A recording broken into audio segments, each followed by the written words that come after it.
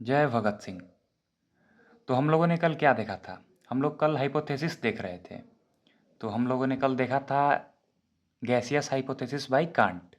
तो आज हम लोग देखने वाले हैं उसके आगे के हाइपोथेसिस के बारे में, जो कि है नेबुलर हाइपोथेसिस बाय लैपलस। ये जो नेबुलर हाइपोथेसिस है जो कि लैपलस दिया है, वो और कुछ नहीं बल्कि गैसियस हाइपोथेसिस का ही एक एक्सटेंट है।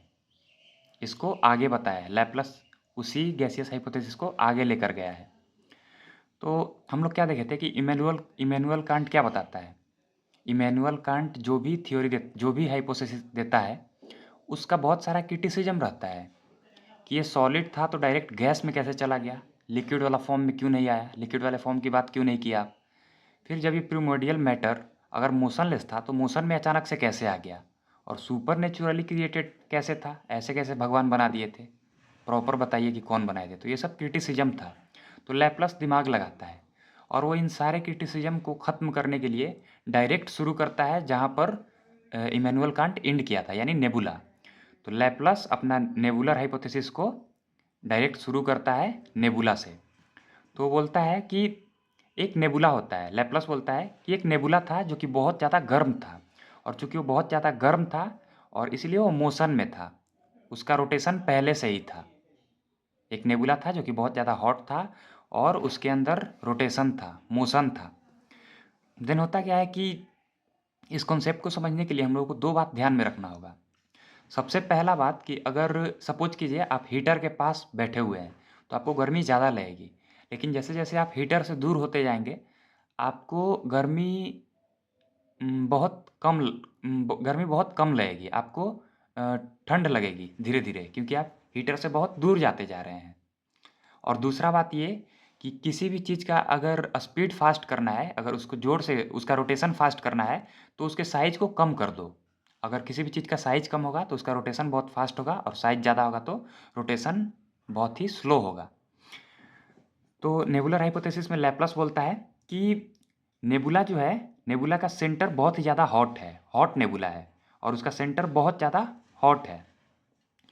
लेकिन सेंटर में बहुत ज़्यादा नेबुला हॉट है, लेकिन जैसे जैसे हम नेबुला से दूर जाते हैं, नेबुला के सेंटर से हम जैसे जैसे दूर जाएंगे, हीट का लॉस देखने के लिए मिलेगा, हीट कम होता जाएगा। तो जब हीट कम होगा तो नेबुला के आउटवर्ड में हम लोग देखेंगे कि कॉन्ट्रैक्शन देखने के लिए मिलेगा। उसका आउटवर्ड पार्ट कॉन्ट्रैक्ट हो जाएगा, सिकुड़ जाएगा। देन ये कॉन्ट्रैक्ट हो जाएगा तो ये छोटा हो जाएगा, साइज इसका छोटा हो जाएगा। देन इसका वेलोसिटी बहुत ज़्यादा हो जाएगा, और जब वेलोसिटी बहुत ज़्यादा हो जाएगा तो ये बहुत तेज़ी से घूमने लगेगा, क्योंकि अभी हम लोग बात किए कि किसी भी चीज़ का अगर साइज छोटा है तो बहुत तेज़ी से घूमेगा। तो ये नेबुला बहुत तेज़ी से रोटेट करने लगेगा और अपने अंदर से 9 रिंग्स निकालेगा। 9 रिंग्स निकालेगा क्योंकि रोटेशन हो रहा है, और रोटेशन के लिए कौन सा फोर्स रिस्पॉन्सिबल होता है, तो सेंट्रीफ्यूगल फोर्स। और वही 9 रिंग्स बाद में चलकर 9 प्लैनेट्स में तब्दील हो जाएंगे। तो यही था नेबुलर हाइपोथेसिस। तो नेबुलर हाइपोथेसिस में हम लोग क्या देखें, स्टेप वाइज एक बार देख लेते हैं, उसको थियोरी के फॉर्म में हम लोग एक बार देख लेते हैं। तो स्टेप 1 में लैपलस कंसीडर करता है कि एक नेबुला है जो कि बहुत ज़्यादा हॉट है और वो रोटेट कर रहा है, शुरू से ही वो रोटेट कर रहा है। देन स्टेप 2 में बोलता है कि जो नेबुला का सेंटर है वहाँ पर टेम्परेचर बहुत ज़्यादा हाई है, पर जो नेबुला का आउटवर्ड पार्ट है वहाँ पर हम लोगों को हीट का लॉस देखने के लिए मिलता है। और चूंकि आउटवर्ड पार्ट में, नेबुला के आउटवर्ड पार्ट में हीट का लॉस देखने के लिए मिल रहा है, इसलिए नेबुला का आउटर पार्ट के पास आप लोगों को कॉन्ट्रैक्शन देखने के लिए मिलेगा। मतलब नेबुला का आउटर पार्ट सिकुड़ जाएगा, और सिकुड़ जाएगा तो उसका साइज छोटा हो जाएगा, उसके साइज में डिक्रीज देखने के लिए मिलेगा, डिक्रीजमेंट देखने के लिए मिलेगा। और जब उसका साइज छोटा हो जाएगा, साइज डिक्रीज हो जाएगा, तो ऑटोमेटिकली उसका रोटेशनरी स्पीड बहुत ज़्यादा फास्ट हो जाएगा। फिर जो आउटर कूलर पार्ट है वो ज़्यादा सेंट्रीफ्यूगल फोर्स को एक्सपीरियंस करेगा। मतलब वहाँ पर सबसे ज़्यादा रोटेशन क्योंकि तेज है, इसीलिए वहाँ पर सेंट्रीफ्यूगल फोर्स सबसे ज़्यादा है।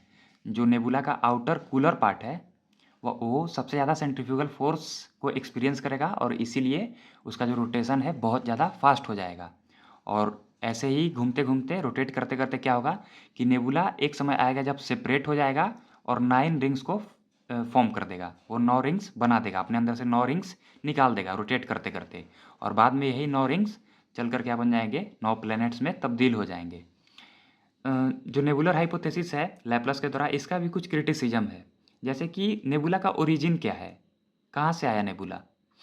देन जो नेबुला के सेंटर में हीट बहुत ज़्यादा देखने के लिए मिल रहा है, तो उसका सोर्स क्या क्या है, कहाँ से हीट उतना ज़्यादा है, सेंटर में वो उतना ज़्यादा हॉट क्यों है, और ओवरऑल नेबुला के हीट का कारण क्या है, हीट का सोर्स क्या है, कहाँ से उसके अंदर इतना टेम्परेचर बढ़ा हुआ है।